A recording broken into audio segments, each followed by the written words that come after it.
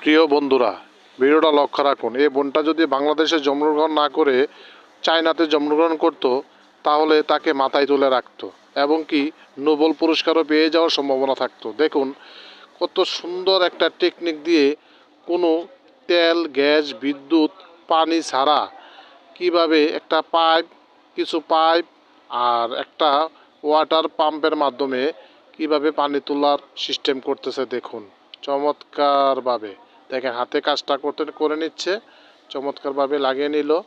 অসাধারণ। এই মেয়েটা অসম্ভব প্রতিভাবান মেয়ে। দেখুন কিভাবে কাজটা করতেছে নিজ হাতে, খুব ভালো লাগতেছে। আপনারা ভিডিওটা লক্ষ্য রাখুন, আর যদি ভিডিওটা ভালো লাগে অবশ্যই সাবস্ক্রাইব করে পাশে থাকবেন এমন ভিডিও সবসময় পাওয়ার জন্য।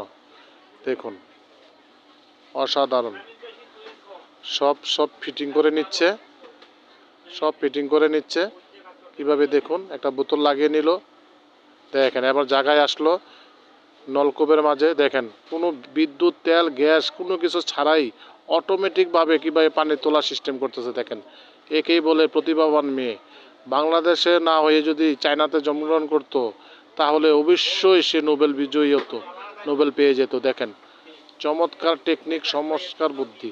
এই মেয়েটার জন্য হলো এই ভিডিওটা শেয়ার করে দিবেন, আর এটা অবশ্যই সাবস্ক্রাইব করে পাশে থাকবেন যেন এমন ভিডিও আপনাদের জন্য সবসময় দিতে আগ্রহ হয়। অসাধারণ। দেখুন অটোমেটিকভাবে পানি পড়তেছে। ওয়াও, চমৎকার। দেখেন শেয়ার করে দিবেন প্রিয় বন্ধুরা এমন ভিডিও